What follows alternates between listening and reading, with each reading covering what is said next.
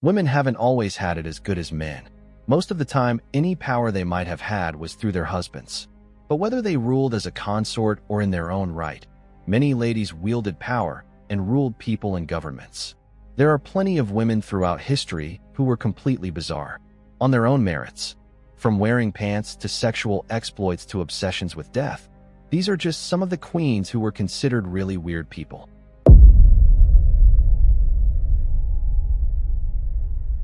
According to The Guardian, you could call the current British Queen's grandmother, Queen Mary, a kleptomaniac. She would go to people's homes and straight up steal stuff. Royal Babylon says her technique went something like this. She'd pop by your house and see something she liked. Instead of making conversation like a normal person who had come to visit, she would stare at whatever object she wanted for a long time. This was the first warning sign. If you didn't get the point, she would sigh and loudly say something like, "I am caressing it with my eyes." Since this was the queen telling you this, you'd probably give in and offer whatever it was to her as a present. But what if it was a family heirloom or something you just couldn't bear to part with? Then she would just have to take it without you noticing. When people realized what she was doing, they took to hiding anything they thought she might take a shine to before she came over. She countered by showing up unannounced. The antique dealers of England had it bad as well. Queen Mary was known to stop by and take whatever she wanted and then just forget to pay for it. Eventually, her stealing got so bad her assistants had to be on high alert, and if they found out later she'd managed to sneak something into her purse, it was returned with a note that there had been a misunderstanding.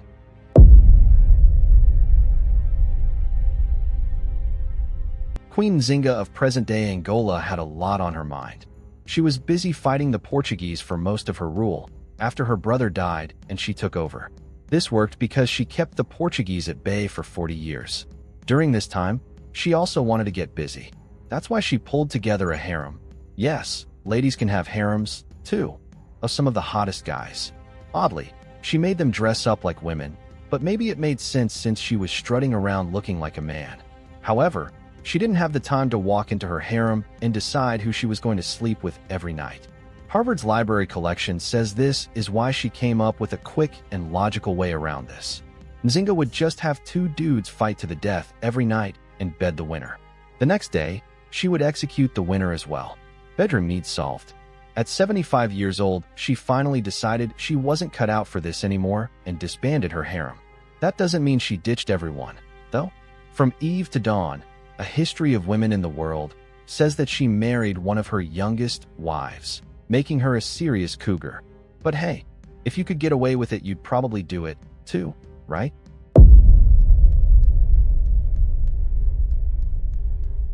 Queen Victoria of the United Kingdom was completely obsessed with death. Fortunately for her, lots of important people in her life died while she was in charge, like her mom, daughter, and most famously her husband. After he died, Deseret News says she ordered the longest mourning in modern times. And this is back when a random uncle dying meant you had to wear black for at least a year. She would never fully escape from her sadness, wearing widow's weeds for the rest of her life.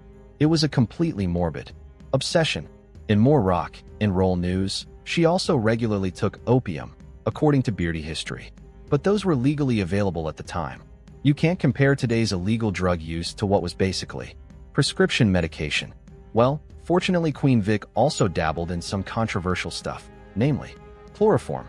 Contrary to popular perception, the Queen liked the horizontal tango a lot. This meant she was pretty much constantly pregnant while her husband was alive. During the birth of her 7th child, she was given chloroform and loved it so much she requested it at the births of her next 2 children. Chloroform was such a controversial drug at the time that when word leaked out of the palace that the Queen had indulged in some happy juice, the population was shocked.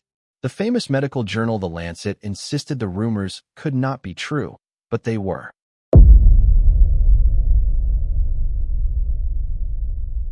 Catherine the Great was probably one of the most famous women ever to be in charge of a whole country.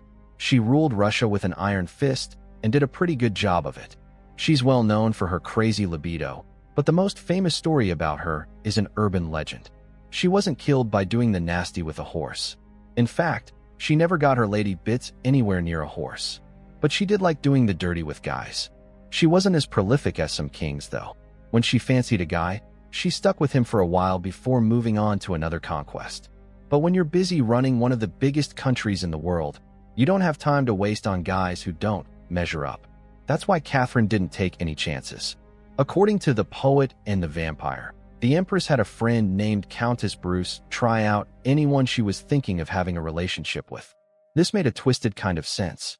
Catherine was so busy, she needed to know that any guy she was going to take to her bed was worth it. So Countess Bruce stepped in to be her official bonk tester. The Empress of Art says she took her role very seriously, sometimes too seriously. At least once she was found consorting with a tryout, well after he was passed on to Catherine.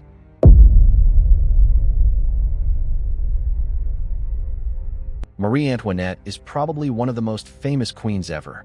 She was married to Louis XVI and lived an opulent lifestyle, at least until the point where they chopped off her head. She had everything in her life handed to her. Literally, there were dozens of people following her around handing her things whenever she asked. This apparently got unbearable, and she looked for a way to escape. Unfortunately, the way she chose seemed like she was ridiculing actual normal French people. She had her own mini palace built for her on the grounds of Versailles, but according to Château de Versailles, this wasn't enough. She also wanted a place where she could really get away, a place that was her idea of how poor people lived. So she built herself a fake village. Modern Nation says this included 11 different cottages, as well as a lake, a watermill, a working dairy, a windmill that doesn't mill anything, a barn, and various other peasant-type buildings.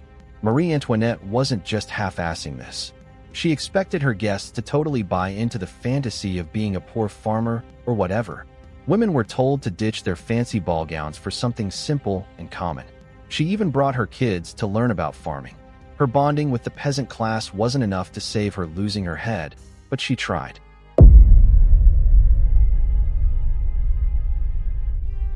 When you're Empress of the Romans, you can do pretty much whatever you want. And Valeria Messalina sure did. Why sit around and relax all day when you could be out there doing whatever you want, and no one could tell you absolutely not? Stop that right now?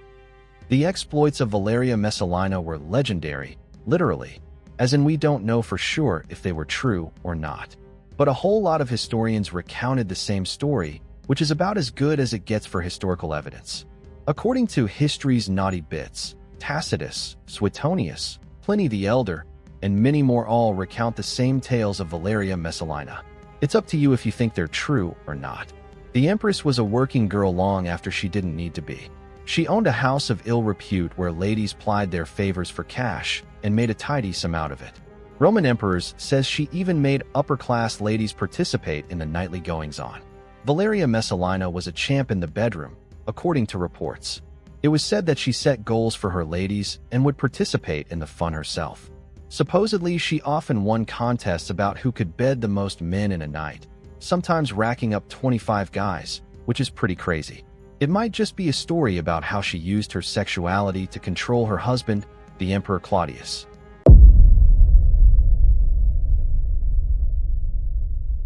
Joanna, who may not have actually been as mad as her name suggests, had the misfortune of marrying a hot guy. Philip, also known as Philip the Handsome, knew how to keep his wife sweet, even if he was a jerk about it. According to Mad Monarchs, if he got into an argument with his volatile wife, he would leave her alone in her bedroom for days. When she wasn't getting down, she would just wander around her room banging on the walls. That was the only banging happening, and since she was supposedly argumentative in general, this happened a lot. It didn't help that hot Philip was a huge womanizer. It's rare for any king to be completely loyal to his wife, since the options are there. But Philip had an especially wandering eye. Once he was dead, however, he belonged only to Joanna, and she planned to take advantage of that in the least gross way possible.